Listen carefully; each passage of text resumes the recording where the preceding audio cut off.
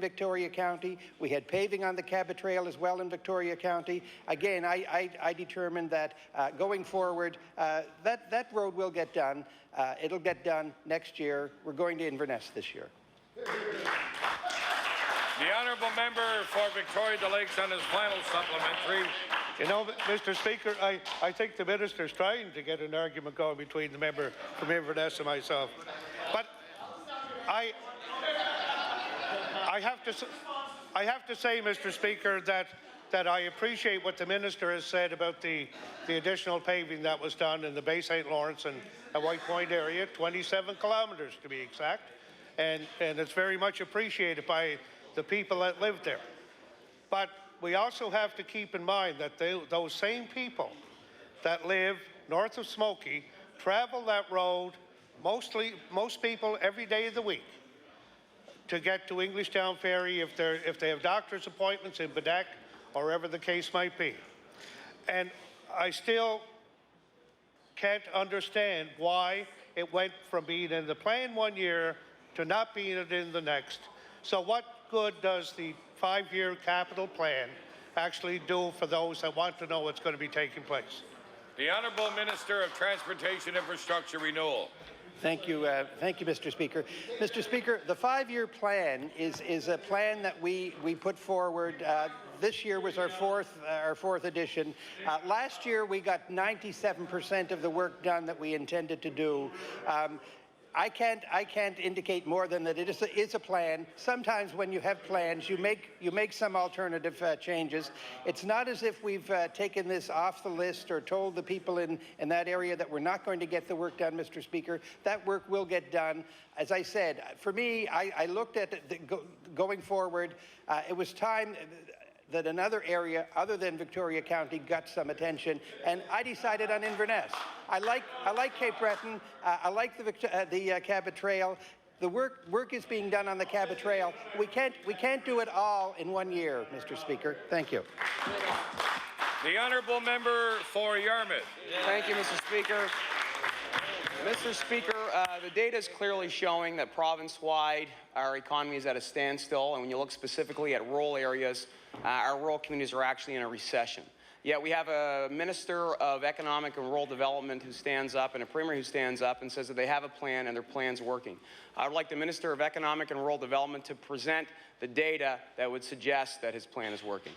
The Honourable Minister of Economic and Rural Development and Tourism. Thank you, Mr. Speaker. Mr. Speaker, I think the proof is in the pudding. When I hear Statistics Canada blow our horn and how well we are doing with respect to job creation in the province of Nova Scotia compared to the rest of Canada, I think that's a testimony in itself, Mr. Speaker. When I look at going across rural Nova Scotia, Mr. Speaker, and I look at the investments that we were able to make in Shelburne Shipyard, Mr. Speaker, when I look at the investments that we were able to make in the member that's asking the question in TriStar, in Yarmouth, Mr. Speaker, that helping them to expand. When I look at the investments that we made in Ontario and Sun Shipyard in Metagan, Mr. Speaker, I think this is another. When I look at the investments that we made in the Marine Centre in Yarmouth, Mr. Speaker, it's and how we enabled them in the municipality to host the World Junior Championships, which, again, they are hosting again, Mr. Speaker, this year. And, Mr. Speaker, we remain at the table with them. The honourable member for Yarmouth on his first supplementary. See, Mr. Speaker, this is the problem. While the minister can list off a bunch of commitments and so-called investments, he can't point to one single economic piece of data that would indicate that his plan is actually working for Nova Scotians. If you look at the number, if you look at the actual data, since this government took over in 2009, there's been a 6% increase in unemployment for southwest Nova Scotia alone, and currently in that region there are 7,400 people that are unemployed. Wow. According to the government's own employment projections and their budget, that will be 1,100 fewer jobs in the coming year, Mr. Speaker. So my question again to the minister, are these pieces of information acceptable to him, or will he finally admit that his job isn't working for Nova Scotians? The Honourable Minister of Economic and Rural Development and Tourism. Mr. Speaker, what I think I'm hearing the member say is that he wouldn't invest in TriStar Industries, Mr. Speaker. What I think I hear the member opposite saying, Mr. Speaker, that he wouldn't invest in Meteghan, in the community of Meteghan, Ontario and Son. All those investments that we've made in the Southwest region, what I'm hearing the members say, that we shouldn't have done. And I would think that it's somewhat contagious, because I also think that the member may think that the investments that we made in Port Hawkesbury New Page, that we shouldn't have worried and saved those 1,400 jobs and see the mill turn around to what it is today, Mr. Speaker. I'm hearing that Shelburne Shipyard, and I can remember when we made the investment in Shelburne Shipyard, I can remember some members opposite saying what we were doing, investing in a Shelburne Shipyard. Mr. Speaker, it's only been the 57 Shelburne seconds. Shipyard has bounced back and has continued to bounce back. Mr. Speaker, those are economic investments, Mr. Speaker. Time.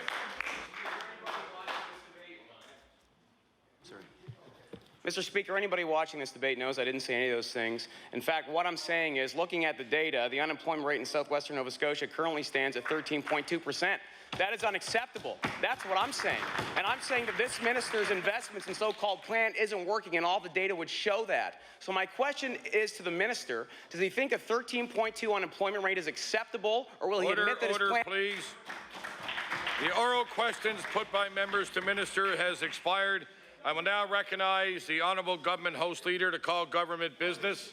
Thank you, Mr. Speaker. Mr. Speaker, could you please call public bills for second reading? Public bills for second reading. The Honourable Government House Leader. Could you please call Bill 82? Bill number... Can I steal this one? Huh? 82.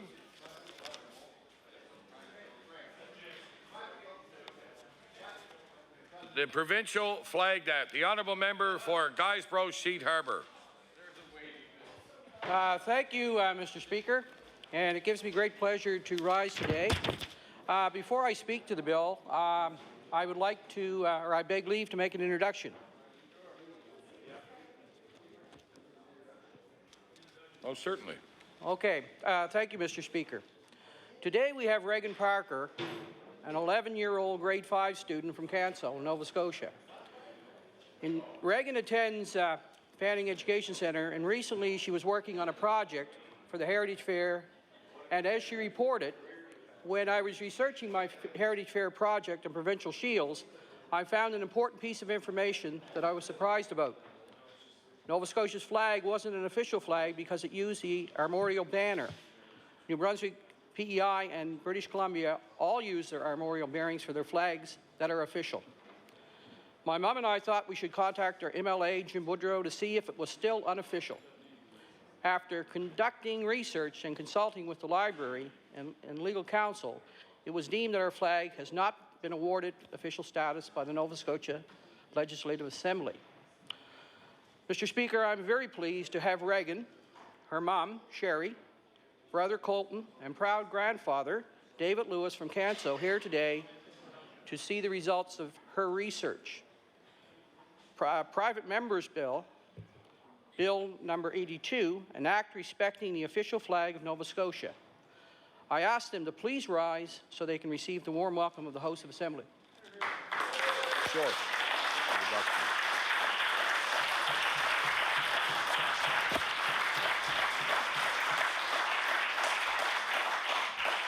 We welcome all our guests to the gallery and hope they enjoy this afternoon's proceedings. I will now recognize the Honourable Member for Guysborough Sheet Harbour.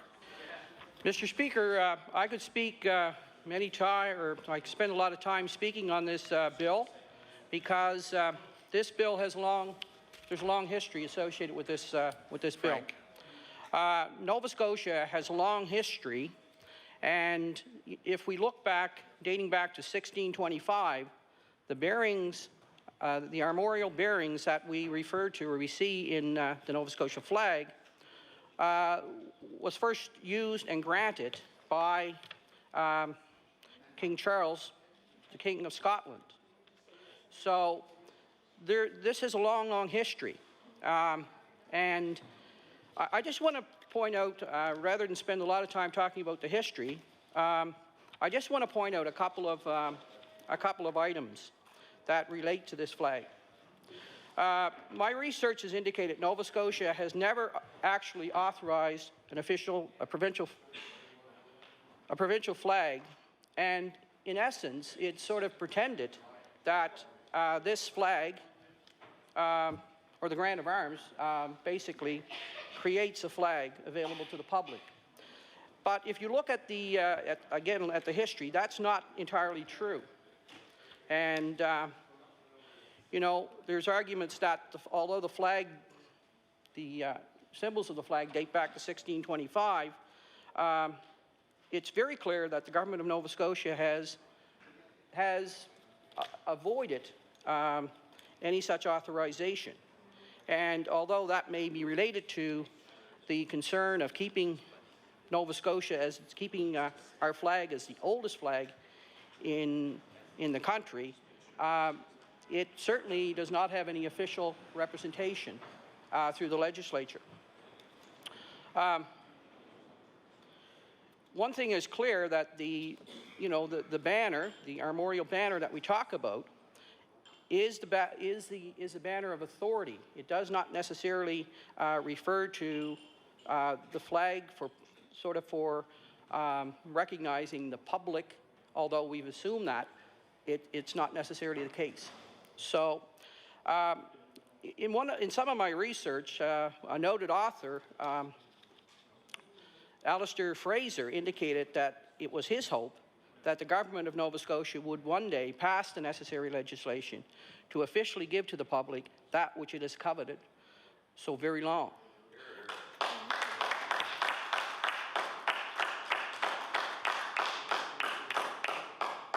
So there is a long history here, Mr. Speaker, and this act, I would like to refer to the ending part of the act, which says the flag bearing the 1625 armorial bearings for the province and described in the schedule to this act is confirmed as the official flag of the province.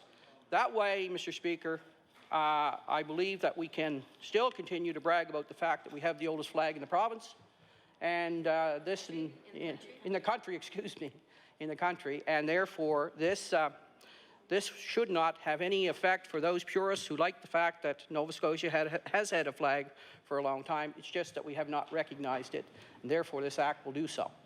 So thank you, Mr. Speaker. And I move second reading of Bill 82. Thank you.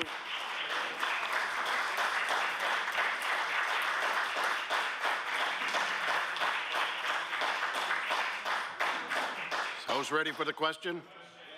All those in favor signify by saying aye. Aye. Against? Motion is carried. Bill number 82, entitled An Act Respecting the Official Flag of Nova Scotia.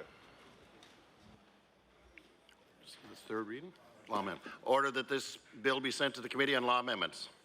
The Honourable, the Government House Leader. Thank you, Mr. Speaker. Mr. Speaker, please call Bill 80. Bill number 80, the Members Retiring Allowance Act. Now recognize the Honourable, the Deputy Premier. I now move that Bill 80 be now read for a second time. Speaker, Nova Scotians have expected people that represent them in this House to conduct themselves appropriately and to a high standard. Amendments to the Members Retiring Allowance reflect that expectation. Members of the House of Assembly who willfully break the law will not be allowed to use a loophole in the system to protect their pensions.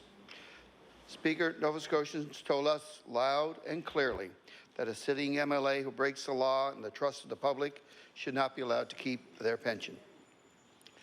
This government stands up with these Nova Scotians and today is making legislature more accountable to the people we work for. The bill will close the loophole that allows a sitting MLA to resign or retire during the legislature before their trial, thereby protecting their pension. In addition, a member who owes a debt to the province, money to the people of Nova Scotia, will be responsible to repay that debt. The bill makes all MLAs accountable for their conduct while representing Nova Scotians. This government promised action, and today we're keeping that commitment. It's the right thing to do for all Nova Scotians. Thank you, Mr. Speaker. Thank you. Question has been called. All those in favor signify by saying aye. Against? Motion is carried. Bill number 80, entitled an Act to amend Chapter 282 of the Revised Statutes 1989, the Members Retiring Allowances Act. Order that this bill be sent to the Committee on Law Amendments. We now recognize the Honourable the Government Host Leader. Thank you, Mr. Speaker. Mr. Speaker, could you please call Bill 81, the Builders Lien Act? Bill number 81, the Builders Lien Act. I now recognize the Honourable the Minister of Justice. Thank you, Mr. Speaker. Mr. Speaker, I move that Bill number 81, amendments to the Building Liens Act, be now read a second time. Mr. Speaker, it is my pleasure today to provide a brief overview about this bill. The amendments being proposed in this bill, Mr. Speaker, result from recommendations made by the Law Reform Commission of Nova Scotia in March of this year. The changes addresses three issues brought forward by the group representing the construction industry in Nova Scotia. Mr. Speaker, the first amendment proposes a progressive release of holdbacks to subcontractors as their work is completed. Currently, the owner of any project under construction is required to hold back 10% of the project's full price for 60 days after most of the work has been done. The general contractor does the same, so anyone else who hires others to work on the project. Mr. Speaker, this means that subcontractors are only paid 90% of their bill until this project is done. So if you're the person pouring the foundation, your work is finished early. But in the case of large commercial projects, you could wait years to be paid in full for your work. Sure, everyone can imagine that this can be financial hardship on Nova Scotia subcontractors. They're small business people, Mr. Speaker. They have families and bills to pay. Every little bit helps. That's why I'm pleased to introduce this amendment, a progressive release of holdbacks to allow subcontractors to be paid more promptly. This means subcontractors can apply to be paid the remaining amount they are owed out of the holdback, even though the project is not complete. The second amendment will affect what's called a finishing holdback, Mr. Speaker. Right now, when a building is substantially completed, which means it's being used for its intended purpose, contractors must still hold back a full 2.5% of the total value of the project until the finishing work is done. Mr. Speaker, the problem is that the work that's left to be done is often far less in value than the amount of the finishing holdback. So this ties up more money than is necessary. This bill proposes a change to the amount of the finishing holdback and allows contractors to hold back 10% of the value of the work remaining to be done, rather than 2.5% of the total contract price. This change will bring Nova Scotia in line with the common practice in other provinces, Mr. Speaker. And finally, Mr. Speaker, the bill introduces the requirements of full public notice of substantial completion of a project. Over the next few months, we will work with the industry to make the public notice provision as easy and as effective as possible. As mentioned earlier, Mr. Speaker, the amendments brought forth today have been recommended by the Law Reform Commission and supported by the industry. Thank you, Mr. Speaker. Thank you. Now recognize the Honourable Member for Richmond. Thank you, Mr. Speaker. As the Justice Critic for the official opposition Liberal caucus, I'm pleased to see Bill 81 come forward, and certainly want to recognize the work done by the Law Reform Commission, which has been certainly a very valuable tool to the province of Nova Scotia in being able to bring forward changes to Nova Scotia legislation. Certainly during my 15 years in this House, we've seen many bills that have been brought forward based on recommendations of the Law Reform Commission. With this, Mr. Speaker, with this change, certainly we are hopeful that it is going to assist with small businesses throughout Nova Scotia. Yeah. Didn't you want a Bill Rush today or something? I knew he was in a rush, but I've only been up for 2 minutes now. He could have waited a little bit longer, but anyways, Speaker, we all have small contractors in our ridings which have been affected by not getting paid after performing work on projects, and it's been a source of frustration because many of them don't have a huge cash flow to start off with, and when they carry out work, they expect to be paid in a timely fashion. Hopefully these changes are going to assist with that. I know that we've heard stories, even this session in the House, regarding small businesses which are suffering due to the fact they were not paid. In one case, I can think of an economic development organization which went under and did not pay its bills. So that's an example, again, of where Nova Scotia companies have certainly been hurt by not through no fault of their own. They carried out their part of the bargain. They performed the work. Unfortunately, they were not paid either any monies or the full amount that they were owed. So obviously, we are hoping that this is going to assist in that regard, and hopefully in the future that businesses and subcontractors are going to be able to be paid in a more timely fashion based on the changes brought forward here. And we're certainly looking forward to any presentations there might be law amendments, whether there's any concerns that come from this legislation. But certainly at this stage, the Liberal caucus is certainly pleased to give its support for this bill to proceed through second reading and on to law amendments. Merci. Thank you. The Honourable, the member for Inverness. Mr. Speaker, we will be supporting this legislation.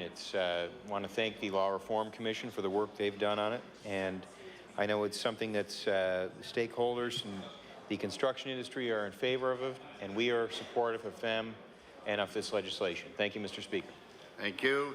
If I recognize the Minister, it will be to close debate. The Honourable, the Minister of Justice.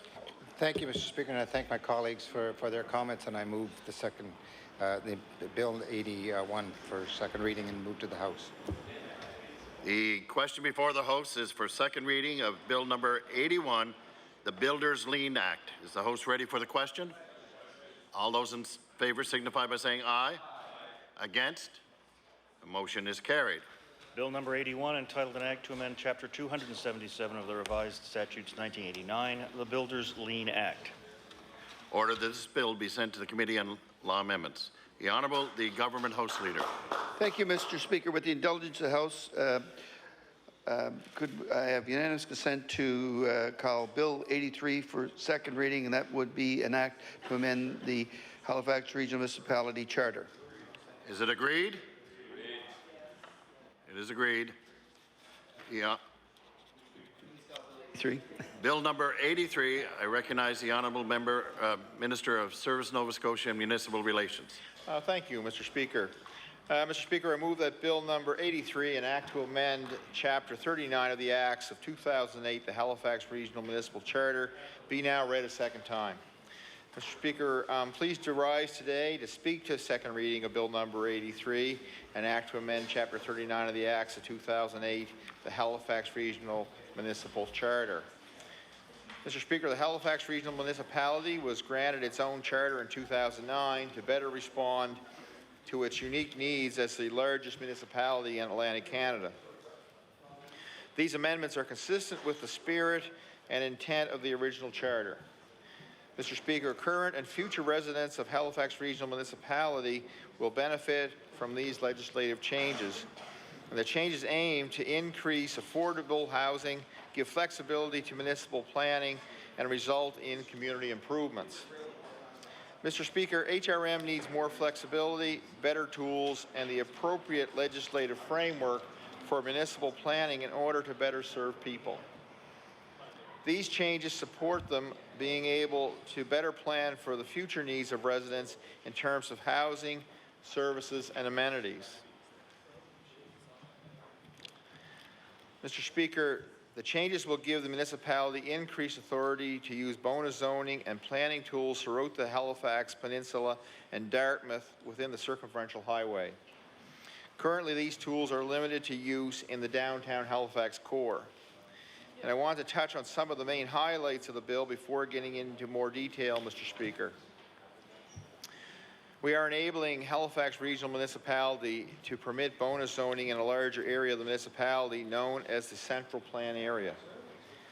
This area includes the central area of HRM on both sides of Halifax Harbour, excluding the HRM by design downtown plan area. Where bonus zoning is permitted in the Centre Plan Area, Mr. Speaker, it must include a provision for affordable housing.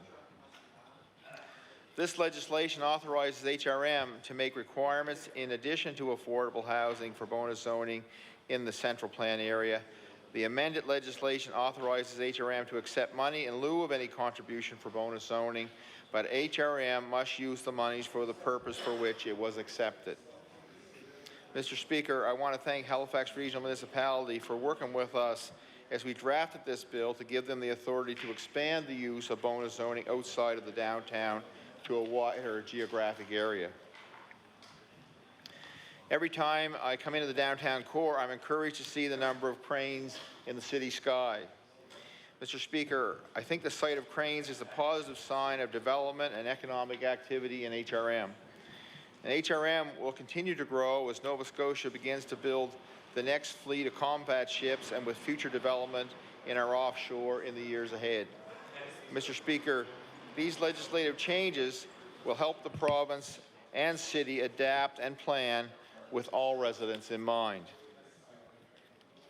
Incentive or bonus zoning is a strategic planning tool used by municipal governments to secure community benefits for its citizens in exchange for allowing developers to increase the size of a project. For example, Mr. Speaker, bonus zoning could allow the municipality to approve additional density for a development in exchange for something that benefits the public good. Affordable housing is an example of a public good that HRM will require a development to include as part of a project. Mr. Speaker, this will be done in conjunction with Nova Scotia Housing.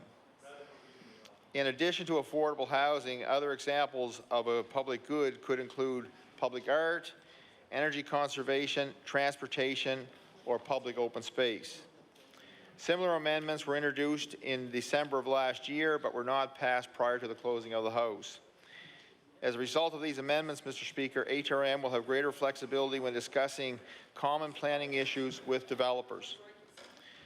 Changes to the HRM charter around incentive or bonus zoning were requested by the municipality to give them the tools to facilitate strategic development while increasing affordable housing.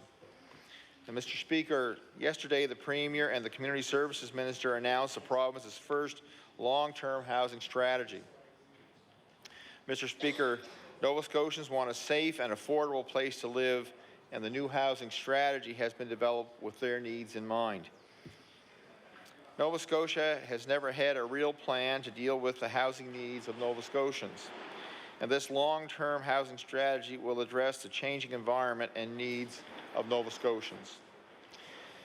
Mr. Speaker, our housing strategy will change the landscape of our communities, encouraging young people to stay in their communities, helping our seniors age at home, and putting safe, independent living options in place for our most vulnerable citizens.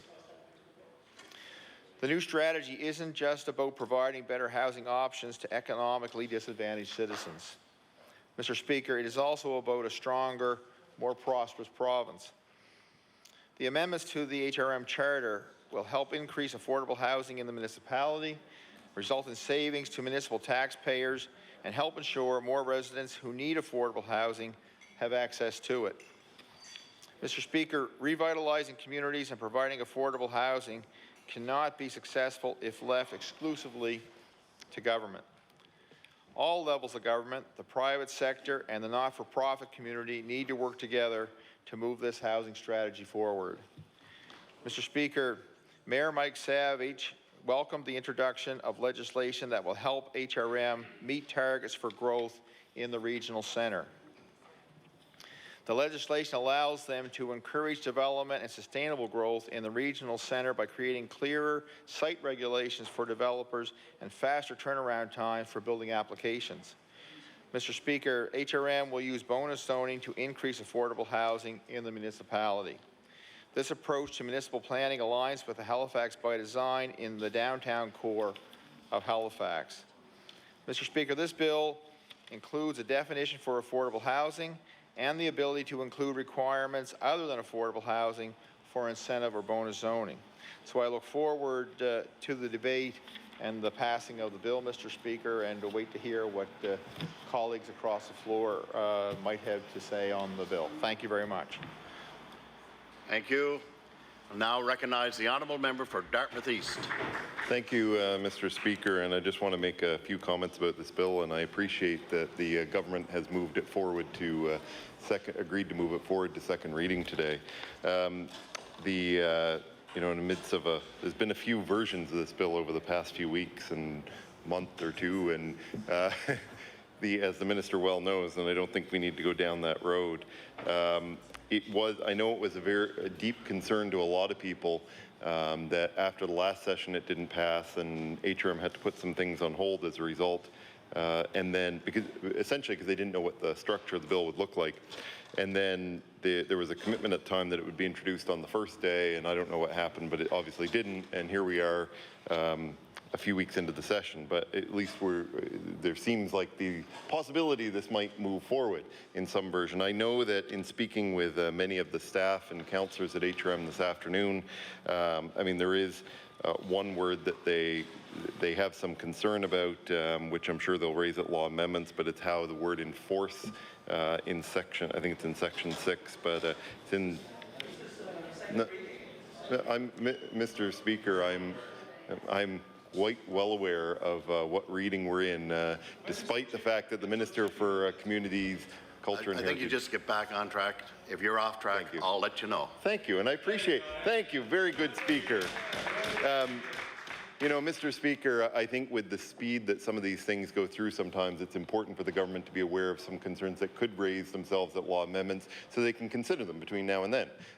And, you know, they'll accept them, reject them, whatever the case may be. But I know that that is one concern. And I know that some of this will be done in regulation. And like so many bills before, you know, and you think to the Maritime Link Act where we said, listen, we're glad, but it's got to be done in regulation. This is a situation where it'll be about how those regulations are structured, that it doesn't put a very costly burden on the taxpayers in HRM. And that's what we need to be careful of. And I hope that the minister will take that under advisement and work with HRM to craft those regulations. I was on council when the charter was passed and then approved by this legislature, and I think the minister was here as a member at the time and voted to support it, I think, too.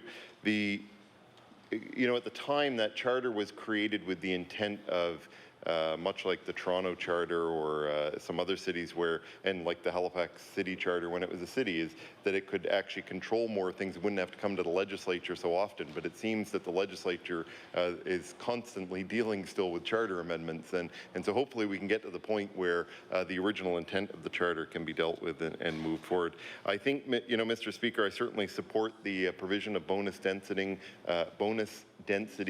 and bonusing for affordable housing. I think one of the challenges we have in the centered plan, which is of course the peninsula of Halifax and the area inside the circumferential highway in Dartmouth, is that getting people to live down in those areas, there is a land cost issue, which obviously prices things out for some people, even in condos, and then there's an amenities issue.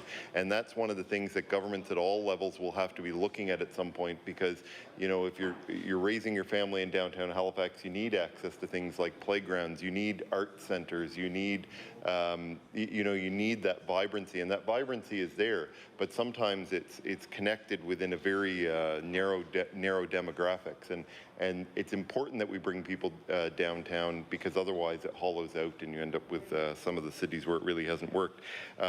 And hopefully this will allow some of those residential projects to move forward, and it will allow people to move into residential projects where they can actually stay there as their income improves. They can move up through the development and or move into neighboring developments, and that they can live in downtown from, you know, when they're students coming out of university to then staying there with their families and then retiring there and maybe in different sorts of housing. And that's the thing that the intent of that affordable housing bonus provisioning would provide, is so that people don't get driven out by cost and then, you know, down the waterfront either becomes a retirement community or it becomes, you know, a community just for people who can afford the inherent land cost that's included in the condos and some of the townhouses and so forth. So, Mr. Speaker, I'm pleased to see this move forward.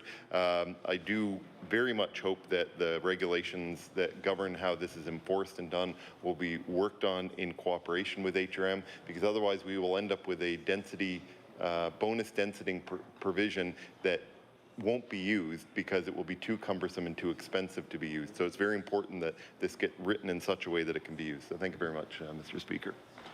Thank you. Now recognize the honourable member for Inverness. Thank you, Mr. Speaker, and it's my pleasure to get up and say a few words on this bill. My mother, Marie, lived in this city a number of years back before she was married, and she always speaks fondly of Halifax. And I know it's changed over the years, but that, of course, raises the importance of planning to make sure the city stays an attractive place to live and continues to draw people from around Atlantic Canada and the world. I do know that we're probably expecting some people to come forward during law amendments to give their comments on this bill, but we should note that the City of Halifax, HRM, is supportive. We understand that developers appreciate the flexibility this zoning is going to give them. And we've heard the minister talk about how this will help people who are searching for affordable housing in the downtown core. So, Mr. Speaker, we look forward to hearing more during law amendments. And we understand that this bill is in spirit, the amendment is in spirit with the HRM charter that was introduced in 2009. That gives the city more freedom with its planning. So we look forward to hearing more as this bill proceeds throughout the House. Thank you, Mr. Speaker. Thank you. If I recognize the minister, it will be to close debate. The Honourable, the Minister of Service, Nova Scotia and Municipal Relations. Thank you, Mr. Speaker. I want to thank the members opposite for their comments, and we look forward to the bill moving to law amendments. I just want the member for Dartmouth East to his comment around the enforcement. This is a part of the bill that the HRM said they didn't want to be involved with that aspect and thought the province should. So there has to be something in the bill in that regard if we're going to write regulation around that. I think we've tried to not make it too prescriptive at this stage, and we do look forward. Actually, it certainly would be our intention as the regulations are drafted that we would do that in conjunction with HRM. We have no intention of doing this on our own, and we have had a lot of back and forth on this piece of legislation to this stage, and so I look forward to the bill moving through the process, Mr. Speaker, and move second reading of Bill 83. I'm right. Thank you. The motion before the House is for second reading of Bill number 83. Is the House ready for the question? All those in favour signify by saying aye. Against? The motion is carried. Bill number 83, entitled an Act to amend Chapter 39 of the Acts of 2008, the Halifax Regional Municipality Charter. Order that this bill be sent to the Committee on Law Amendments. The Honourable, the Government House Leader. Thank you, Mr. Speaker. With the concurrence of the House, could I please call local bills for second reading? Is it agreed? Local bills for second reading. Mr. Speaker, could you please call Bill number 84, an Act to amend Chapter 22 of the Acts of 2001, the District of Barrington Health Professionals Assistance Act. What bill was it? Bill number 84. I'll now recognize the Honourable, the Minister of Fisheries and Agriculture. Well, thank you very much, Mr. Speaker. And Mr. Speaker, I move second reading of Bill number 84, an Act to amend Chapter 22 of the Acts of 2001, the District of Barrington's Health Professional Assistance Act. And Mr. Speaker, I just want to give a few remarks or a little bit of history, because this bill has somewhat of an importance, somewhat importance to myself. Mr. Speaker, my earlier life, I had the pleasure of being warden for the municipality of Barrington in the years of 1998 to 2006. And when this particular bill was introduced, I can say that I was a warden of the Barrington municipality. And Mr. Speaker, the incentive of this particular initial bill was to attract professionals and doctors and healthcare professionals to the area, particularly the municipality of Barrington. And what this amendment will do, Mr. Speaker, I just want to make sure our members of the House is familiar with what is actually being requested here.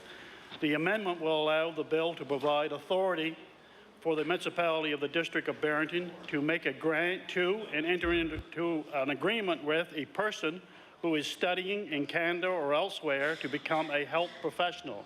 And Mr. Speaker, I can tell you that I know the importance of making sure that we have health care services in our community, and I'm very proud of our commitment that this government has done, and especially to keep the ERs open in Roseway Hospital. The construction of Bayside Home and the expansion of that is something that's very, truly important, not only to the Barrington municipality, but the surrounding community and all the seniors and the members at large. But anyway, I just want to give a brief history of what this is important to this municipality. Mr. Speaker, the council, Barrington Council, is committed to making sure that these services are in their area, and I look forward to the engagement of my colleagues, members opposite also, and this is about making life better for all Nova Scotians. Thank you very much.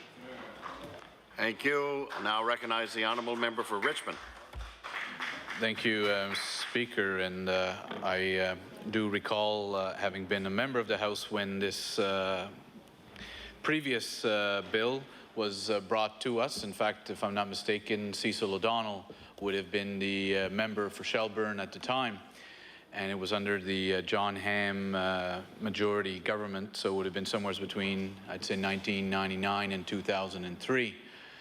And I remember the concerns that were raised at that time, Mr. Speaker, by both myself and a number of members of our caucus, was that our concern was that this was downloading on the municipalities and that they would now be looking to enter into agreements using ratepayers' money to bring health professionals to the area. The question that was raised at the time, which I believe is still valid today, is why is this being done for one municipality and not looking at possibly changing the Municipal Government Act to allow for this to be done? Because I don't think it's a secret that this is being done by other municipalities.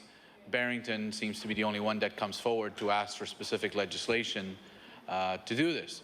And kudos to them for doing that, because I believe the other municipal units are asking themselves whether the Municipal Government Act actually gives them authority to enter into these types of agreements.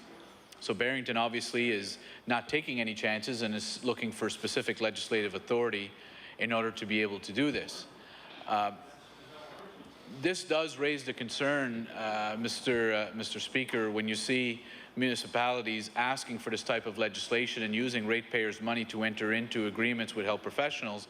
It begs the question of what is the Department of Health doing? Because once upon a time, previous governments ago, the Department of Health did have a physician recruiter for the province that was actively working to recruit physicians to our province and in communities throughout our province. And it would be interesting to hear from the Minister of Health what his position would be on this legislation, and if this is an acknowledgement the Department of Health no longer sees themselves as being the ones responsible for physician recruitment. In fact, if I'm not mistaken, Mr. Speaker, this current government has downloaded those responsibilities to district health authorities and told them that they're responsible now to undertake the duties of physician recruitment within their district health authority. So, Mr. Speaker, it is unfortunate that this was once a provincial responsibility, which is now being handed down first to the district health authorities. Now, it would seem that it's being handed down to municipalities to do so on their own. Under the circumstances, certainly I commend Barrington for coming forward and asking for this.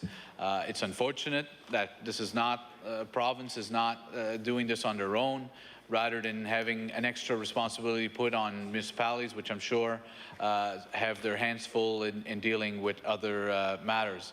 But Mr. Speaker, I'm aware that my own municipality in Richmond County has entered into these types of agreements through the work with the Guysborough-Antigonish Strait Health Authority, located in Antigonish, that serves the communities of Richmond, Inverness, Guysborough and Antigonish.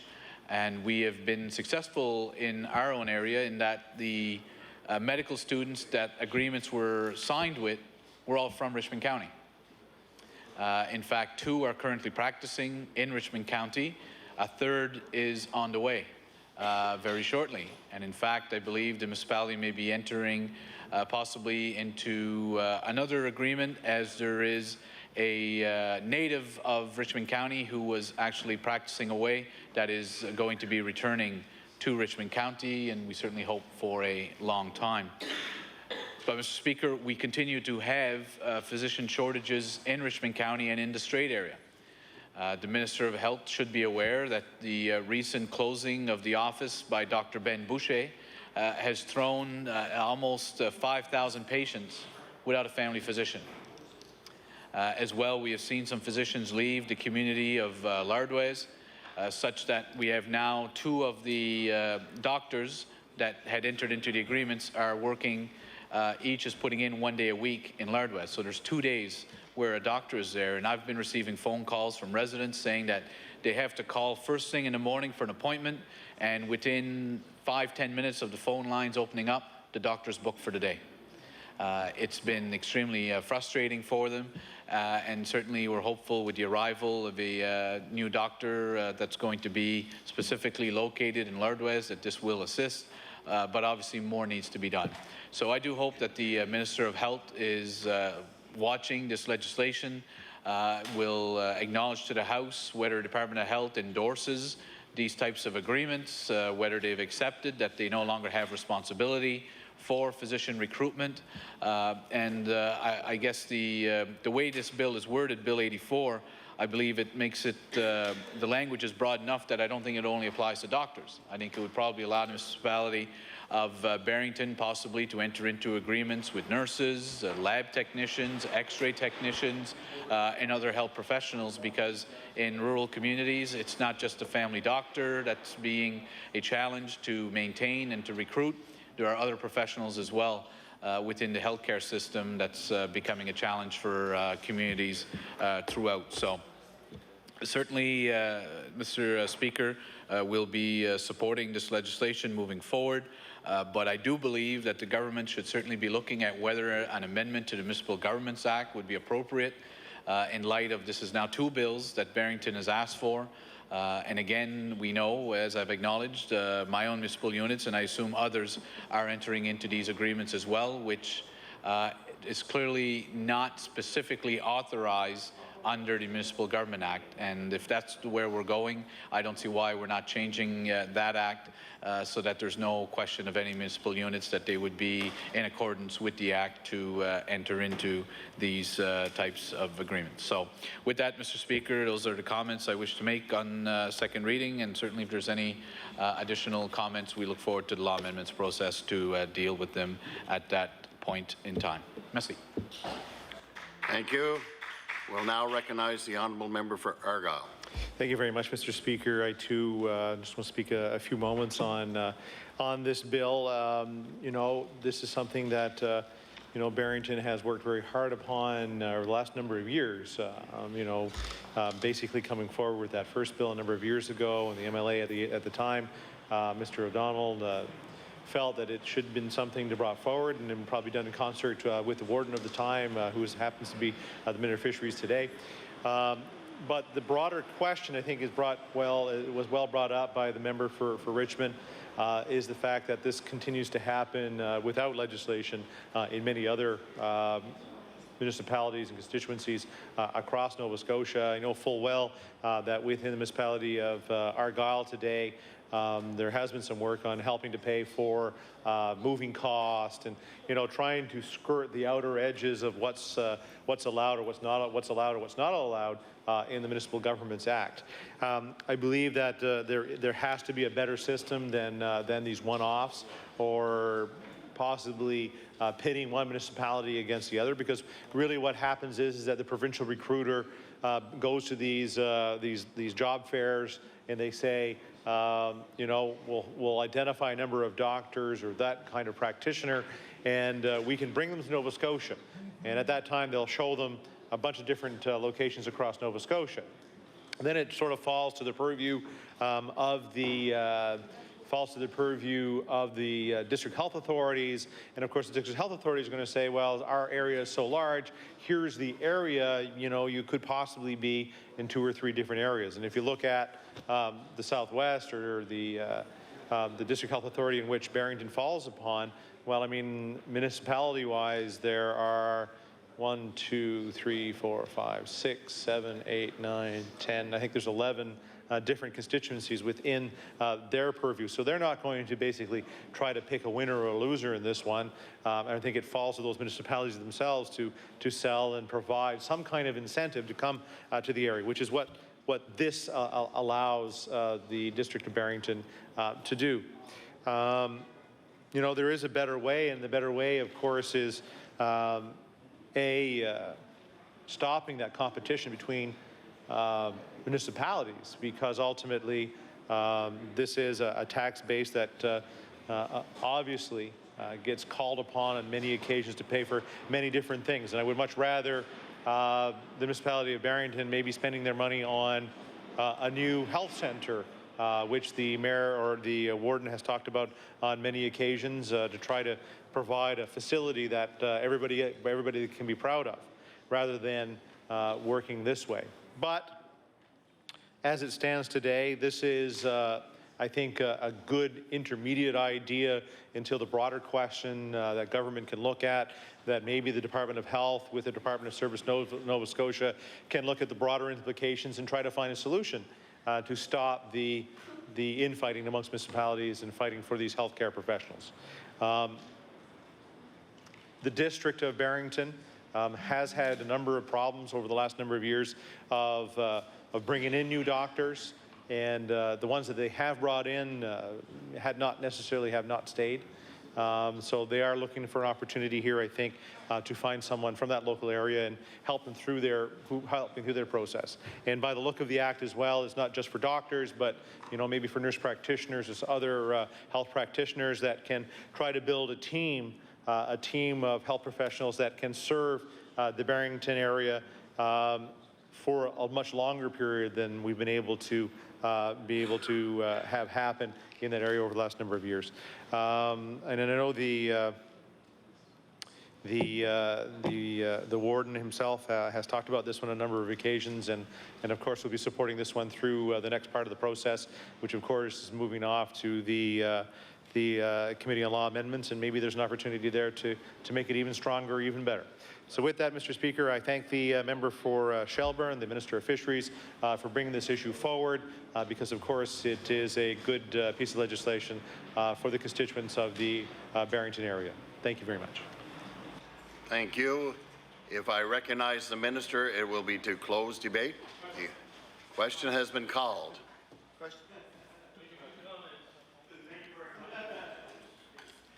The Honourable the Minister of Fisheries and Agriculture. Thank you very much. I want to thank the members opposite for their engagement. And Mr. Speaker, I close debate on bill number 84 and move second reading. Thank you very much. Second reading of bill number 84 has been called. Is the host ready for the question? All those in favor signify by saying aye. Aye. Against? Motion is carried.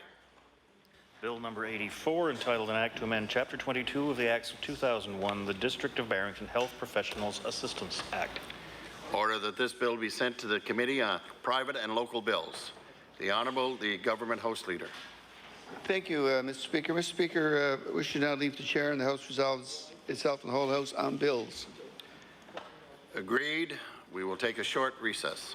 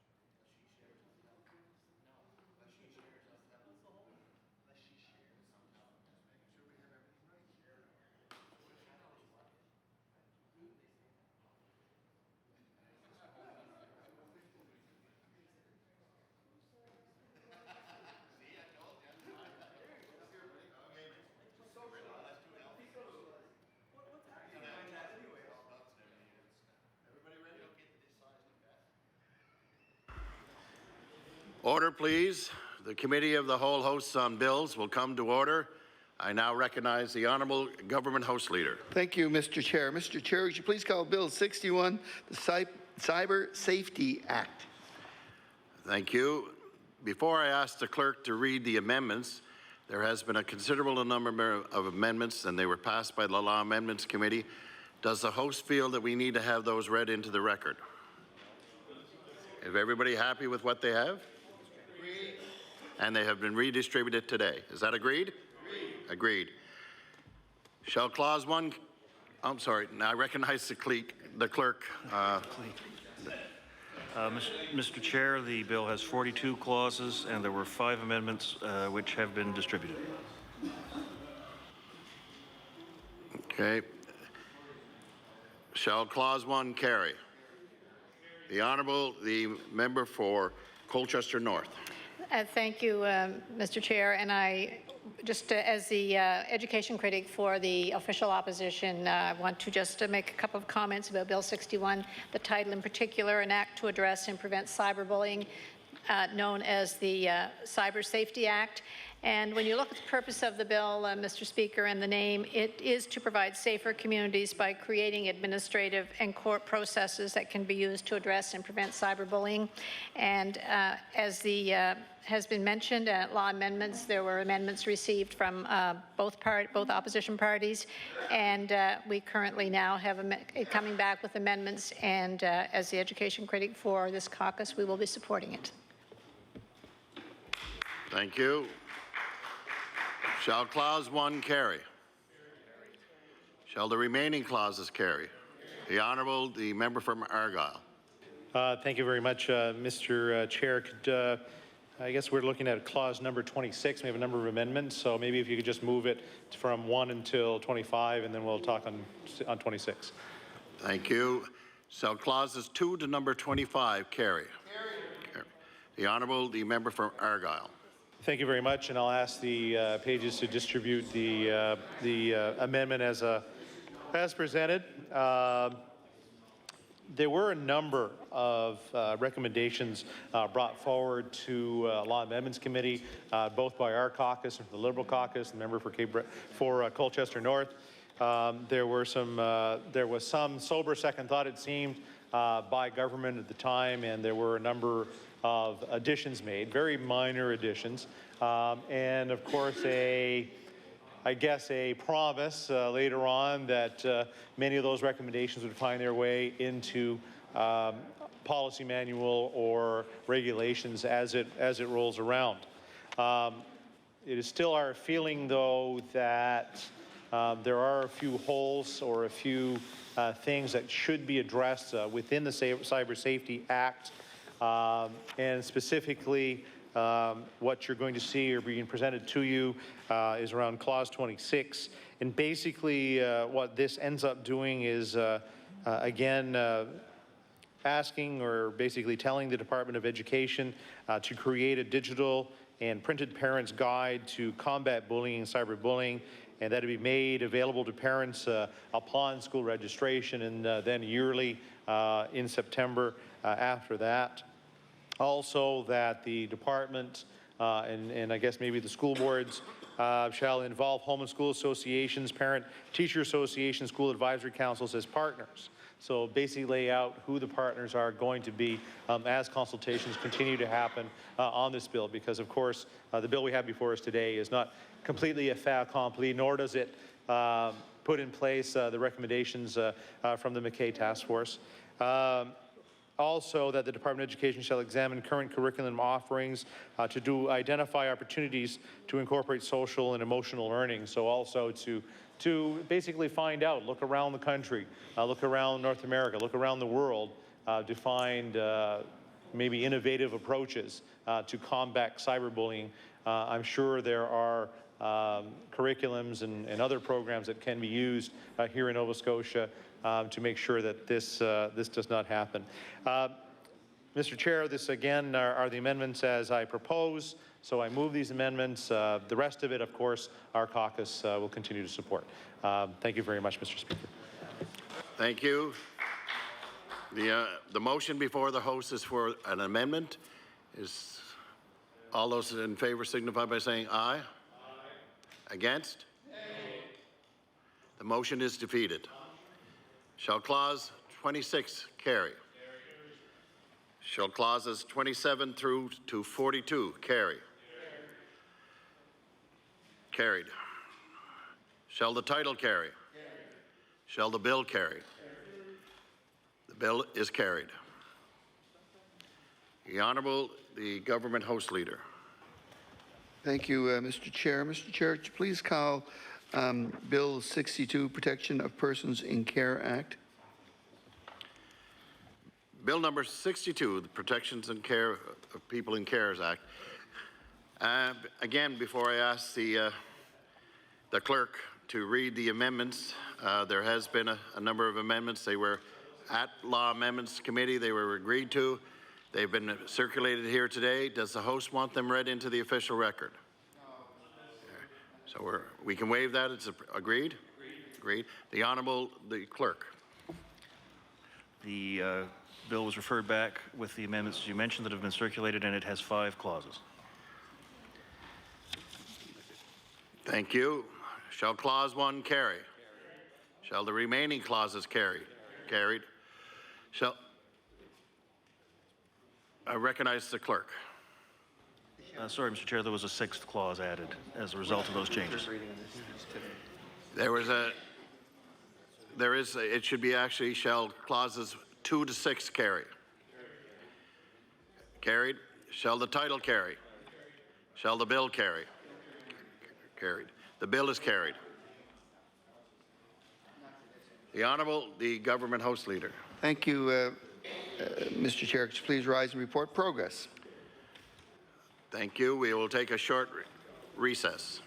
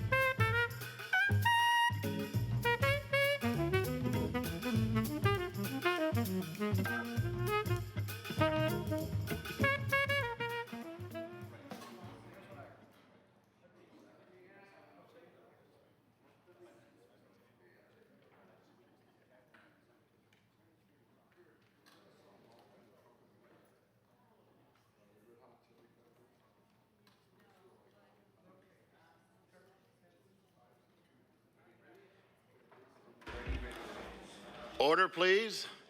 The Chair of the Committee of the Whole House on Bills report. That the Committee of the Whole House has met and considered the following bills, Bills 61 and 62, which were reported with certain amendments by the Committee on Law Amendments to the Committee of the Whole without further amendments, and the Chairman has been instructed to recommend these bills to the favourable consideration of the House. Thank you.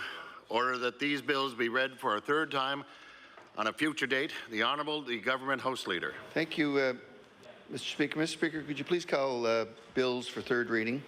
Bills for third reading. Speaker, could you please call Bill 71, the House of Assembly Act? Bill number 71, the House of Assembly Act.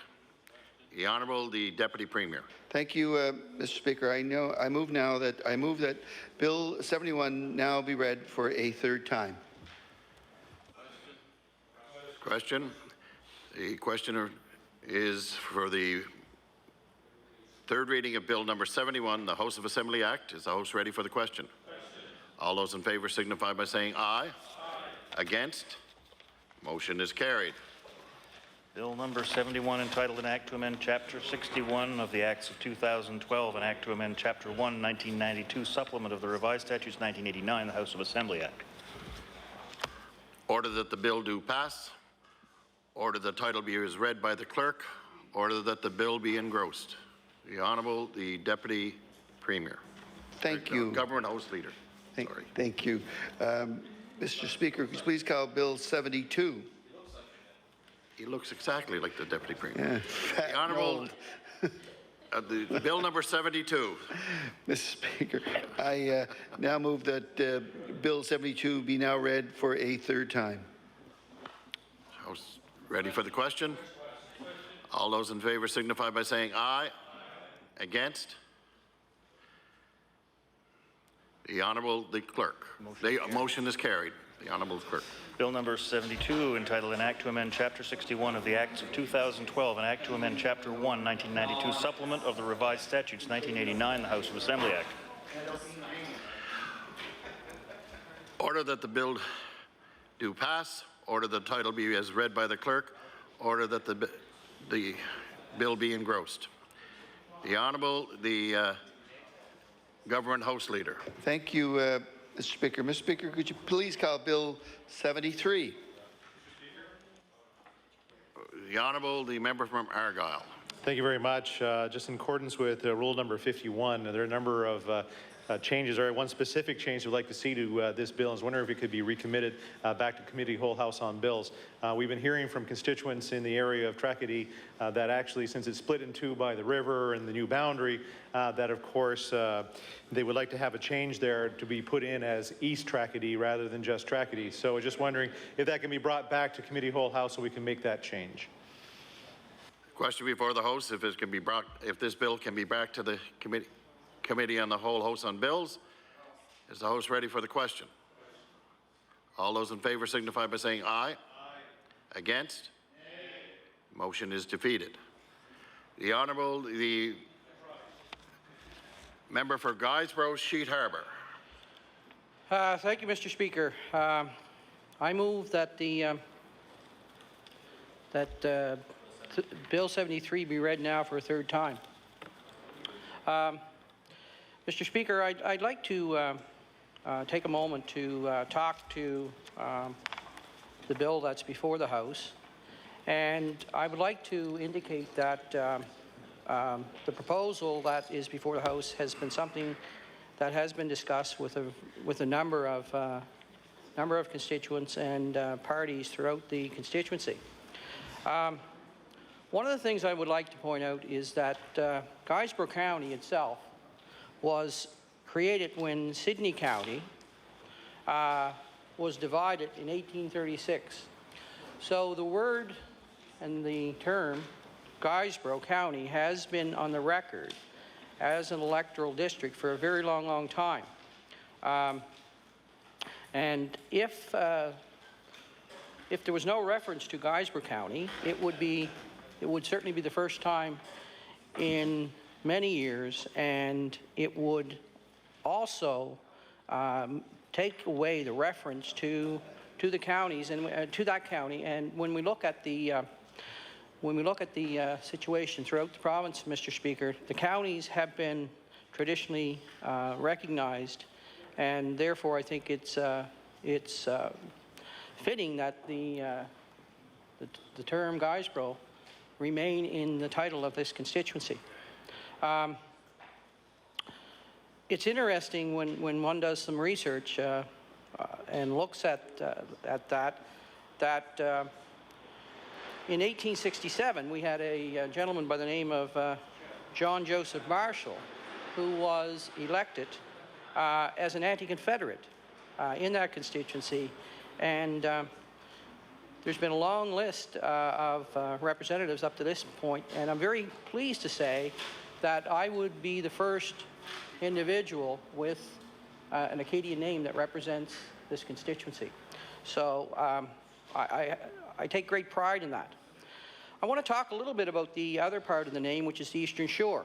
As most of us know, the term Eastern Shore has been a name that's been attached to a fair portion of this constituency for a very long time.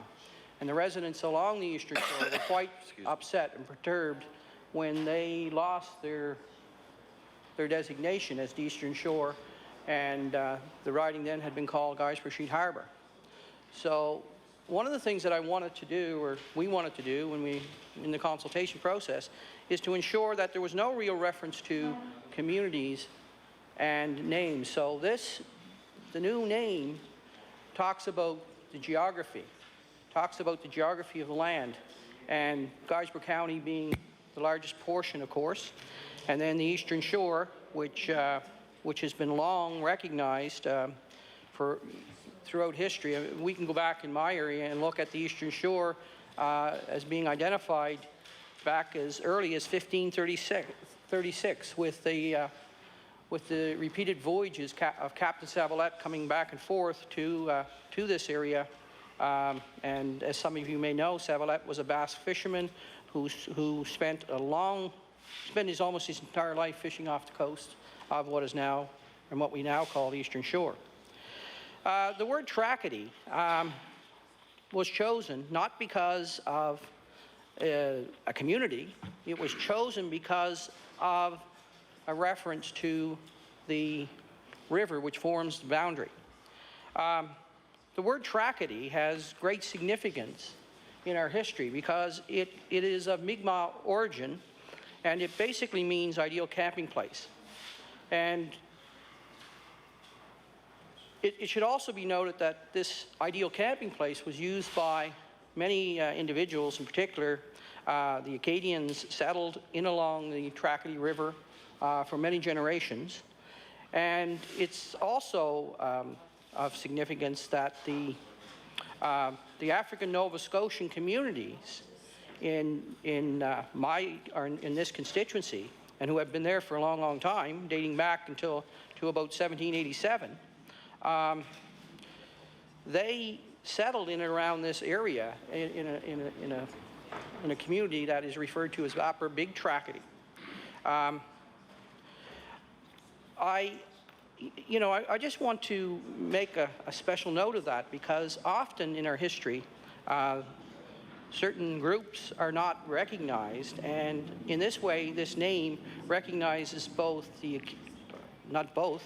three groups that I think sometimes are not recognized as they should, and that being the Mi'kmaq, the Acadians, and the African Nova Scotian community.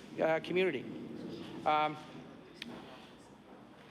just want to share a little story with you that this area, Upper Big Tracadie, is well known for producing great fiddlers. Fiddlers like Joe Izzard and George Reddick, George Reddick in particular, I think, crafted his own fiddle and played for the Queen. He was instrumental in that. And Joe Izzard's fiddle is on display at the Black Cultural Center. So I want to end this by indicating that this name, the name that has been given, is not based on any communities. It's based on geography, and the geography is designed really to recognize the longevity of three distinct geographical areas. That being the county of Guysborough, which goes back to 1836. The other, of course, is the Eastern Shore, which we can go back to 1536. And the community or the area of Tracadie, which has great significance to the Mi'kmaq, the Acadians, and the African Nova Scotians. And with that, Mr. Speaker, I will take my seat because this is the reason or the rationale behind this name change. Thank you. The Honourable, the Member for Argyle. Thank you very much, Mr. Speaker. And I thank the member for Guysborough, Sheet Harbour, for bringing it forward. But, Mr. Speaker, really what this continues to show is the interference of government when it came to Electoral Boundaries Commission. I mean, we can go back a year now and look at what happened during the Electoral Boundary Commission, and we can see where government sort of liked it in some cases, and of course didn't like it in many of the other ones. And this is a really good example, because what happened to the community of Tracadie is that basically down the river it got split in two. The community of Tracadie itself truly is in Antigonish. It's not in this new constituency. The East Tracadie Road, all the parts over there happen to be in this new constituency, which the Electoral Boundaries Commission called East Nova. This is, again, an underlining of the failure of this government when it came to the Electoral Boundary Commission, when it interfered in the, truly it interfered with the terms of reference.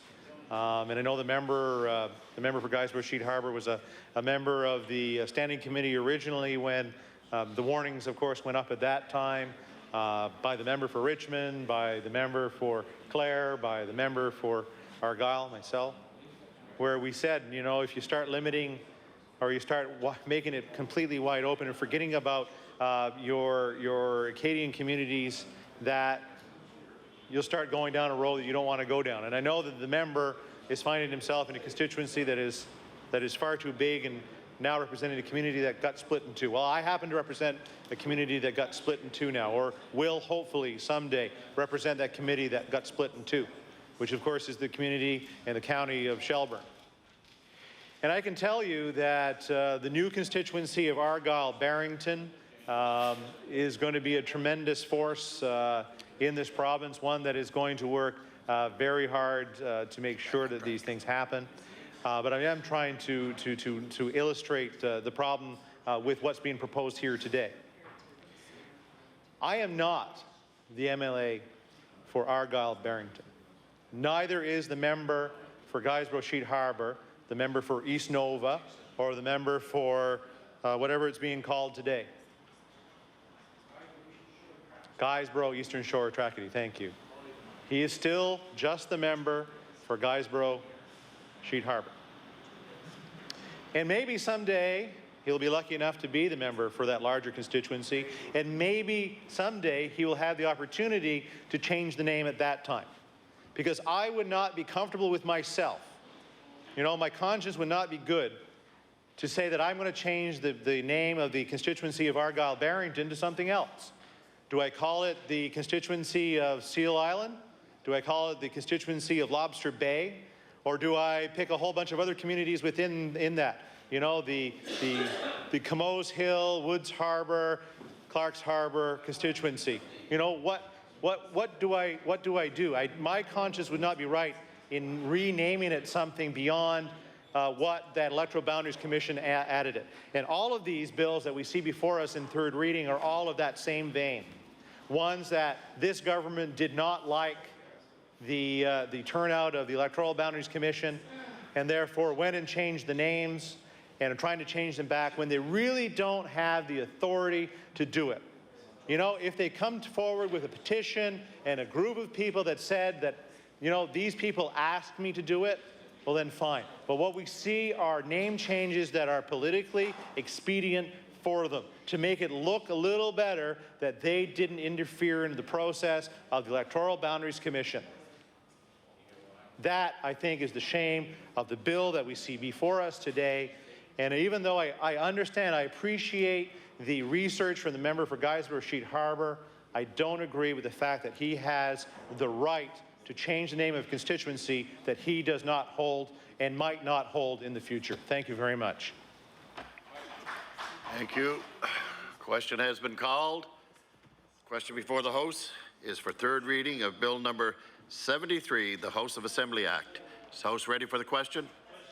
All those in favor signify by saying aye. Against? The motion is carried. Bill number 73, entitled An Act to Amend Chapter 61 of the Acts of 2012, an Act to Amend Chapter 1, 1992, Supplement of the Revised Statutes 1989, the House of Assembly Act. Order that the bill do pass. Order that the name be that read by the clerk. Order the bill be engrossed. The Honourable, the Deputy Government House Leader. Thank you very much, Mr. Speaker. Mr. Speaker, please call Bill number 74, House of Assembly Act. Bill number 74, the House of Assembly Act. The Honourable, the Member for Truro Bible Hill. Thank you, Mr. Speaker. And Mr. Speaker, I do so move that Bill number 74 be now read for a third time. Mr. Speaker, this bill, a private bill, is one that I believe represents recognition and inclusion, something which I personally believe in strongly and have endeavored as an MLA to champion. I've endeavored to champion these values both in and for the communities that I represent. In truth, Mr. Speaker, I'm proud to represent 4 distinct communities, 2 of which have not, until now, been included in the name of the provincial constituency. Millbrook First Nations is a very successful, viable, and valuable community, and I am proud to represent the people of Millbrook First Nations. Salmon River is another wonderful community, and it's an old community, Mr. Speaker, and a lot of people don't realize that, in fact, the Mi'kmaq first lived in Salmon River, and then they were moved to where they are now in Millbrook First Nations.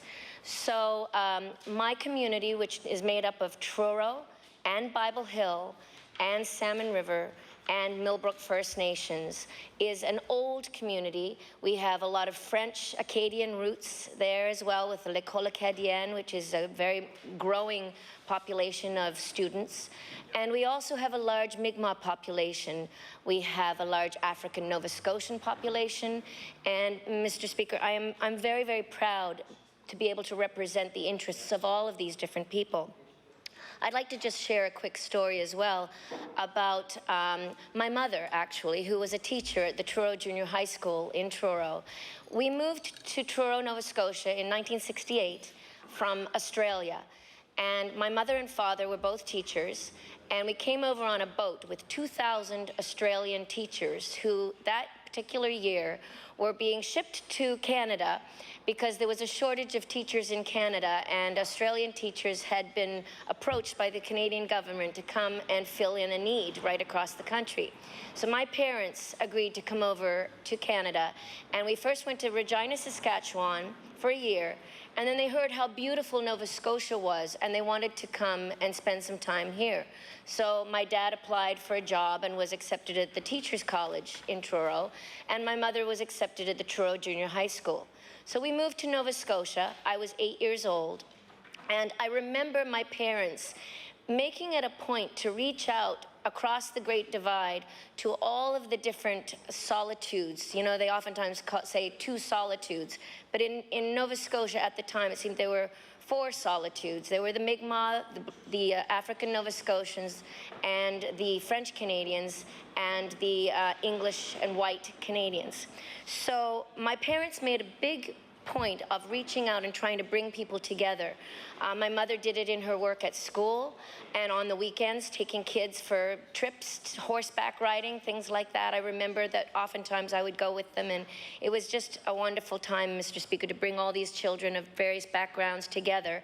And my father set up the first Mi'kmaq program in Nova Scotia at the Teachers College to train Mi'kmaq students to be teachers.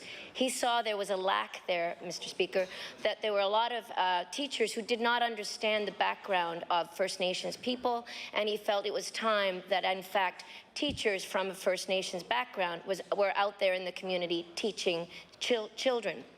My mother, the first day of school, one of the band counselors in Millbrook First Nation told me this story recently, that he remembered coming in there and he and his friends were worried because it was grade 7, Mr. Speaker, and until that time, they'd been going to a school where they had a nun for a teacher who taught them that the way you spelt arithmetic was red Indian, blah, blah, blah.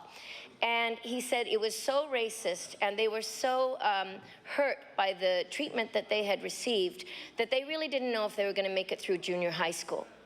And he said this on the first day of school, they thought they'd give it a try. They showed up to class, and this little blonde woman with a very thick Australian accent, who was 30 years old at the time, showed up. And her main subject at the time was history. And she picked up 2 big history books, Mr. Speaker, and she showed it to the class. She said, now I want you to know, class, that these are the 2 books I'm supposed to teach you history from, the history of Nova Scotia. But I'm going to show you, class, where these books belong. Click in the garbage can. Mr. Speaker, my mother said, apparently, that she refused to teach Nova Scotian history from these books, which she felt were outdated, were racist, did not explain the background of either the African Nova Scotian community or the Mi'kmaq or the French Canadian community properly. And so she actually went into the archives and discovered for herself what the history of Nova Scotia was. She talked to people in those communities who knew the history, who had a verbal history passed down, and that was what she proceeded to teach to the students. This particular band council member told me, and tears came to his eyes when he remembered this story, and he said, Lenore, if it wasn't for your mother, we would not be here today. And I have to thank your mother for her attitude, because she reached out across the divide and we got through school because of her. So, Mr. Speaker, with that short story, that explains in a nutshell why I am the way I am, who I am, what I believe in. And as soon as I became MLA in Truro Bible Hill, I actually set up a second office, one in Truro and one in Millbrook First Nations, because I believe that I should come to the people instead of the people having to come to me. And with that, Mr. Speaker, I take my place, and I would hope that this will pass without any question. Thank you, Mr. Speaker. Thank you. I would now recognize the honourable member for Richmond. Speaker, at the law amendments process, when we looked at these bills, specifically Bill number 73 and Bill number 74, I raised concerns over the length of the names that were being proposed, because when we went through the boundary review process, the proposed name for the new riding, which includes the portion which I currently represent, has been called Cape Breton Richmond. And when we had discussions about whether that was an accurate reflection of the fact that you had the town of Port Hawkesbury, the county of Richmond, and a significant portion of what is now known as Cape Breton West, the communities of Big Pond, Benyon, East Bay, and other communities, when we threw out a few proposed names, the answer that came back from one of the commissioners was, Elections Nova Scotia has told us there's a limit to the length of the name, and you can't go beyond that. So that was fine. When I saw these bills and I saw the length of the name, especially this one, Bill 73, which just passed, renaming the what was proposed to be East Nova riding, and now seeing this name, when we're sitting in law amendments and I raised the issue, I noticed that there was a representative from Elections Nova Scotia there in the room. So I said, look, I've raised this concern. I said the easy answer here would be just to ask the gentleman from Elections Nova Scotia to come forward at our committee and tell us whether there are any concerns here. You know, and I have to tell you, Mr. Speaker, under majority government, you get used to bizarre things happening, but first of all, we still have, which is contrary to precedent here, you have the Minister of Communities, Culture and Heritage that sits on law amendments, which the tradition in this House is during majority governments, ministers do not sit on committees, yet he continues to flaunt that rule even though they have a significant majority. But right away when I suggested that, he looked at the colleague and said, shh, no. We can't allow that person from Elections Nova Scotia to come forward and answer questions. And to me, it was bizarre. Like, why? Like, we almost had no business that day. We were going to be done in a matter of minutes. Why would you not allow that individual? Well, now I have the answer. Because when I had a chance to speak to the representative afterwards, and I said, how much notice have you been given of these changes? He said, we found out the day they were tabled. So how much consultation took place with Elections Nova Scotia? None. Absolutely none. What's more interesting was to try to find out, look, am I the one losing my mind, or was this not a concern that was raised at the time to us? And this morning I received an email confirming that yes, there was a limit of 30 characters for the name of a riding. But because of Bill number 73 and 74, without any notice to Elections Nova Scotia, they've now had to find ways of amending the printing and the fonts that will appear on election materials because of Bill 73 and Bill 74. Which does beg the question of why is it that this government simply would not have picked up the phone and told Elections Nova Scotia, we have some members, have concerns, have some proposals, we'd like to share those with you. Once again, it uses its majority to simply barge ahead and leave everybody else to adjust afterwards. I agree, and I am uncomfortable with the fact that members can stand in their place and simply change the name of ridings they don't represent. Propose new ridings. There has to be some sort of a formula used where communities have their chance to have an input, whether it's our municipal colleagues, whether it's some other levels, where communities can be the ones coming forward with this rather than elected officials cherry-picking what name they think a riding should be called. There's a reason why we have an independent boundary review commission that we ask to do that. Should there be an ability to change names if they're not accurately reflective? Absolutely. Absolutely there should be. But I believe there needs to be some sort of a process where I believe Elections Nova Scotia, which is an independent body, could be involved, rather than having a situation where members can just stand and introduce bills and name their ridings whatever they wish to. And I shouldn't say their ridings, because these are proposed ridings, new ridings that has no representative until the next election is called and the votes are tallied. So with that, Mr. Speaker, I was pleased that I was not losing my mind, that there was actually a concern within Elections Nova Scotia with the printing that is there, that they did have a limit, and I rise on this bill because this is one of the, there are 2 ridings now, unless we change more before we're done, there are 2 ridings now that exceed the standard limits placed on riding names. It will be the proposed riding of Guysborough Eastern Shore Tracadie and the proposed riding of Truro, Bible Hill, Millbrook, Salmon River will be the 2 ridings that go above and beyond. One can only hope that these printing changes that have to take place will not cause any issues for those with any sort of vision impairment. But it does beg the question again, why would they simply not have asked Elections Nova Scotia and sought their input on these changes? My colleague certainly is assisting on what's really behind this, but regardless, it's unfortunate that this is the way business is done under this NDP government, but so be it. At the end of the day, it is the voters, Mr. Speaker, not the members of this House, that will have the final say on this issue, like so many other issues. Merci. Thank you. I now recognize the Honourable Minister of Communities, Culture and Heritage. Thank you, Mr. Speaker. Mr. Speaker, I hadn't intended to speak to this bill, but I do want to clarify certain misconceptions that may have developed about the Law Amendments Committee process. I agree with the member that he did make the recommendation about the length of names, and in fact, we agreed with him that it was something that we should look into. But the question was whether or not we could pull someone out from the audience who had not expressed an interest in giving any evidence, who had not demonstrated any capacity to speak to the question that was on the floor. And really what happened, Mr. Speaker, is we took the member's advice. We went to Elections Nova Scotia. We consulted with them, and we have responded to his concern. I think that is the right way to do things, Mr. Speaker.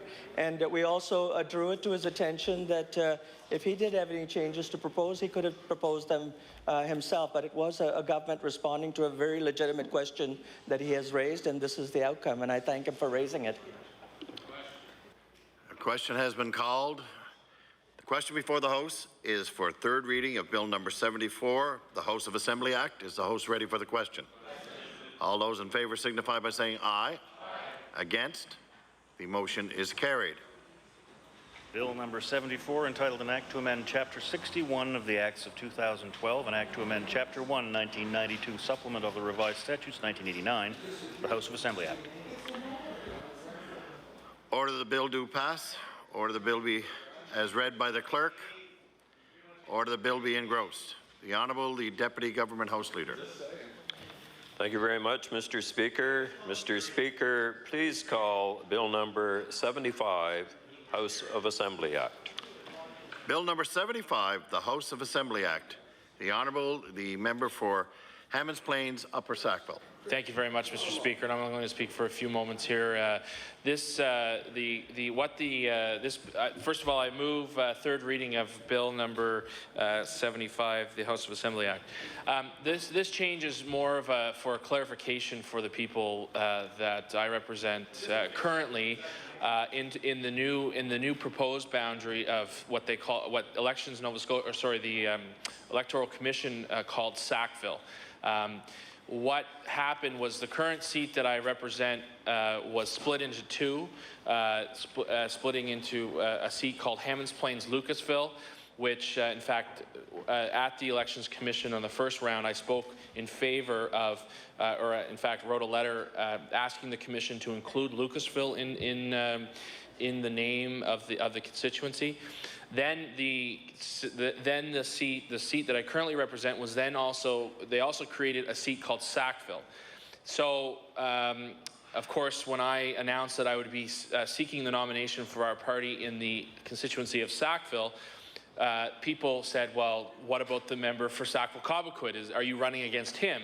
And so I had to explain to people that no, the community that I wish to represent after the next election is of Middle and Upper Sackville and portions of Beaverbank. So this is just merely for a clarification piece, in particular for the people of Beaverbank as well, that I wish to represent after the next election. So this again is just a clarification for those people, and I know that they'll certainly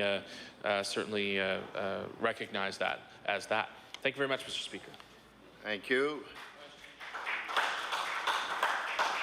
Question has been called. The question before the House is for third reading of Bill number 75, the House of Assembly Act. Is the House ready for the question? All those in favor signify by saying aye. Aye. Against? The motion is carried. Bill number 75, entitled An Act to Amend Chapter 61 of the Acts of 2012, an Act to Amend Chapter 1, 1992, Supplement of the Revised Statutes 1989, the House of Assembly Act. Order the bill do pass. Order the title be as read by the clerk. Or the bill be engrossed. The Honourable, the Government House Leader. Thank you. Just going to slow her down a little bit, Mr. Speaker. That concludes the government's agenda for today, and we appreciate the support of everybody, especially obviously the member from Glace Bay. He's been very good today, Mr. Speaker. And Mr. Speaker, no, Mr. Speaker. I'm all about rewarding the good, Mr. Speaker. Speaker, as I said, it concludes the government's business for today, and that we will rise shortly to meet from the hours of 2 p.m.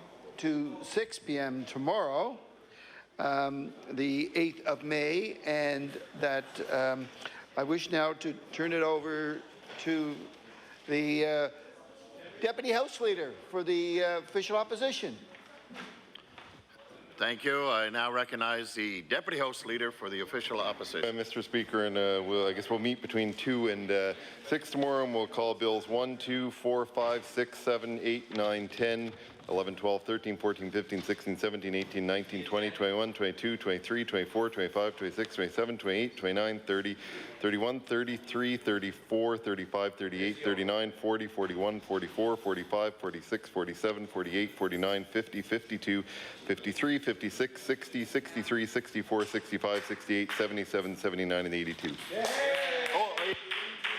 Oh, sorry. Could you repeat that, please? The Honourable, Government House Leader. Mr. Speaker, I wonder if the member can indulge the House and read the names of the bills also.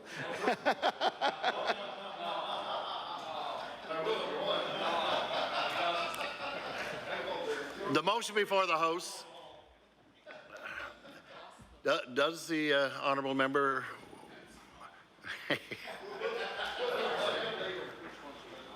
So just for clarification's sake, the Honourable Government House Leader asked if the Deputy House Leader. So we do not need to have that done. So the motion before the House is that we now do rise and meet again between the hours of 2 p.m. to 6 p.m. Is the House ready for the question? All those in favour signify by saying aye. Aye. Against? The motion is carried.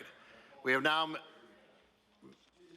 at the moment of interruption, under Rule 5, the late date debate topic tonight is, therefore, be it resolved that by breaking the MOU, the NDP has forced HRM to pay $8 million more in education cost pressures, and that the NDP is downloading education costs to all municipalities and further cutting from our classrooms and putting quality of education at risk.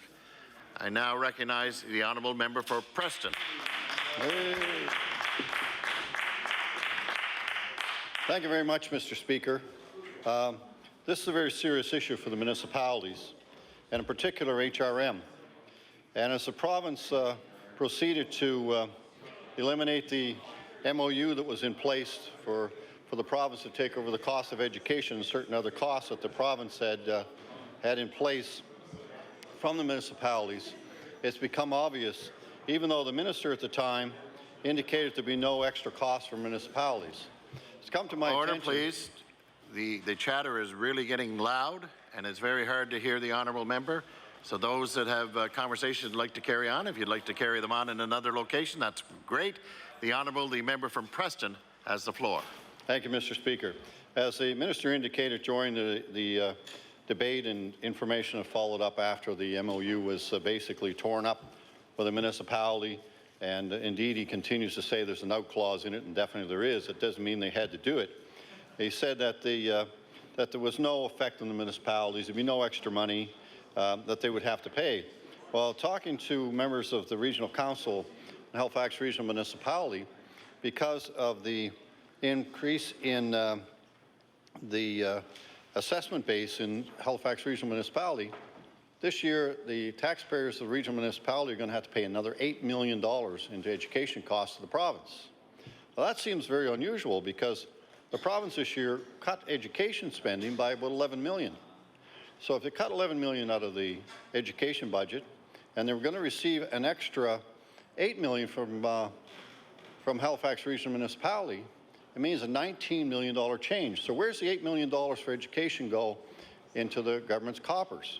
So I would say it probably goes into general revenue, either one way or the other, either directly or indirectly by the department just not putting as much money in, or the government not putting as much money into education, and then just putting that extra $8 million in to say it really went there. Either way, it goes into general revenue. And that's not the idea of this whole process. So it's getting worse as time goes on, and we're seeing more and more costs downloaded on the taxpayers. And people say there's only one taxpayer in this province. Actually, there's more than one taxpayer. People that own properties are going to be paying this bill, and as they do with anything that they do with the municipality, and the money simply transferred to the province, where indeed the province gets most of its funding from income tax, which is everybody pays. everyone that works and has an income. So indeed, it's a double compounded thing that's been here. So effectively, the NDP government has again succeeded in raising taxes in the regional municipality. So they say they got a balanced budget. They're balancing the books now, not only on the income taxpayers and the fees that they charge everybody, which are getting exorbitant from all the increases they've had in a couple of years, down onto now the property owners as well. And again, just another step to make it more expensive to live in Nova Scotia. And by more expensive to live in Nova Scotia, it means that businesses won't locate here. They won't stay here if they are here. And I've talked to several small businesses in the last couple of months, and they all say the same thing. It's getting almost impossible to do work in Nova Scotia. And that's scary. That is scary. That's the backbone of Nova Scotia's economy. And as you see property taxes go up, it means it's another bill for businesses, small businesses in our province. And that is just an indirect tax that helps the province. So as you see all these things transpire, and all the ways that this government has very cleverly come up with ways to raise taxes without admitting they're raising taxes, although they did raise the GST by 2 cents, which is another 25% increase in taxes for everybody in the province. Everybody that spends any money is hit by this 25% increase. It's just another way that they're raising taxes through the education system. And the outcomes in education really are questionable. So we really need to look at ways to improve education in our province. Municipalities are putting in, and I believe my number's correct, and I'm just going from rough calculations here, up to between 2008-9 up to 2012, the municipalities contributed around 22% of the total provincial education budget, around that much. And you know, that's getting very serious. And as the province reduces the budget, municipalities pay more, that number is getting higher and higher for the municipality share to paying it. And as this continues, it's going to be more and more difficult for people to stay in their homes. It's going to be more difficult for businesses to stay here and operate here successfully and profitably. And, you know, I was speaking here on Friday, and I got a lot of laughs when I talked about this stuff. And I was quite entertained today when they put several resolutions in about things I said on Friday. It shows that I'm really getting to the heart of what the problem is with this government, not being able to properly stimulate the economy. And once they start complaining, you know that you're hitting a sore point. And indeed, that they're very, very sensitive about the poor job they've done creating employment in this province, as well as increasing taxes so drastically. So, you know, as we see the taxes go up, the employment go down, businesses closing, and we talked today on the question period, there were some questions about a company in Pictou that the province put in $60 million, I believe, of payers' money again. NSDM, is it? ESDM? That we're supposed to create 500 new jobs. Well, evidently that's not going to work out too well. And as we see this government continue to make bad investments, time and time again, and the Minister of Economic Development told it that Ontario shipyards got a whole $20,000 to really help their operation. Now, $20,000 is great. That's good for, that's a very solid, good company in Nova Scotia, a long-standing company in Nova Scotia. But Irving gets $300 million. There's something wrong with this whole picture here. $300 million. So $300 million that Irving could have done by themselves. They could have done it without the $300 million. I'm sure as a company that's probably net worth more than the province of Nova Scotia. When you really look at it, and very capable business people that indeed will very successfully complete this shipbuilding contract when it ever gets going here, and indeed probably won't employ the 11,000 people or whatever the new number is that this government is touting. And people are starting to realize that there's going to be very few jobs from this, but there will be some jobs. There will be some, and that's very positive, always positive for our economy. And hopefully they're well-paid jobs that people will be able to hopefully stay in Nova Scotia. It's getting very expensive to live here. And as every time, either one way or another, that taxes go up in this province, by the province forcing the municipalities to put the taxes up, the property taxes, both for residential and businesses, it becomes more and more difficult to live here. So the government wants to keep that in mind. We hear the Premier asking questions here and answering questions, or so supposedly answered questions. All he says is, well, that can't be true, it can't be true, it can't be true. So after a while, you wonder, because even when documentation is given to the Premier that shows that indeed what he's saying, what is being asked is true, and his answer doesn't change, it makes you wonder what people are going to believe down the road when election time comes around. And hopefully they see the light and understand that this government has done nothing to create and develop employment in this province, which indeed would help the economies in all the municipalities and indeed the province as a whole. And as we move into and continue to be one of the worst performing provinces in the whole country, including the territories, it makes you wonder what kind of poor management's in place. And we see some drastic things happen here. And as time goes on, we're going to see just what kind of a job this government has done in the province. They total a lot of things, but there's not much to be seen for the actual activities that they have done, except for more unemployment, higher taxes, and give away money to big corporations. And it's a shame that the property tax owners from the municipalities have to contribute to that cost when there is no need of doing it. And with those few words, Mr. Speaker, I'll take my seat. I will now recognize the Honourable Minister for Service, Nova Scotia and Municipal Relations. Thank you, Mr. Speaker, and I'm really pleased to be able to engage in this debate, and I hope that that there are people watching who can kind of glean some useful information about the resolution that the Liberal Party has put forward. Mr. Speaker, I will table this piece of paper. I just want to read from it presently.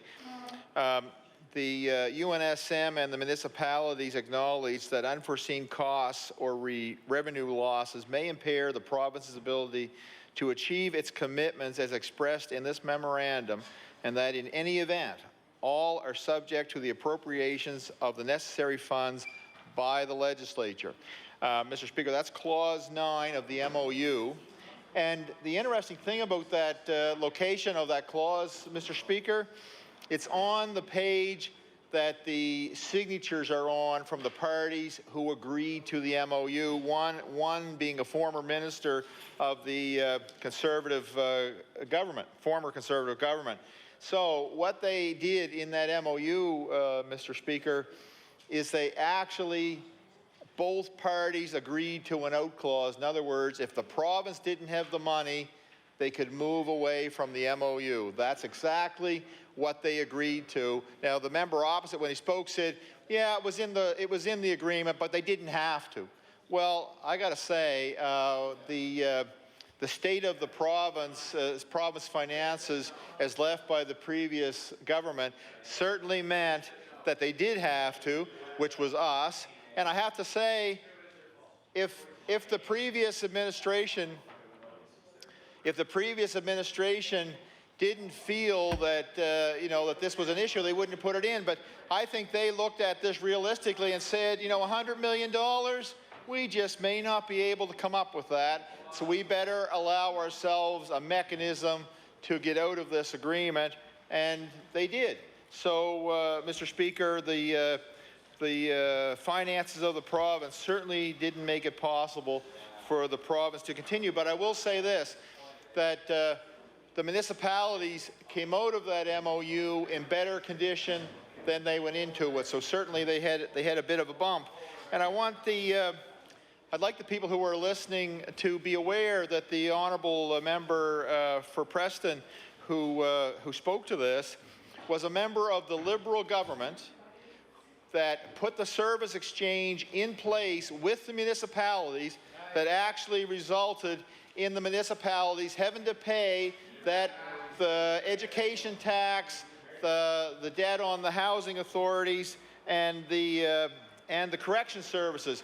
So the previous Liberal government actually set up the service exchange that forced the municipalities to make these payments, and now for some reason he has a problem with that. I would say is a bit hypocritical.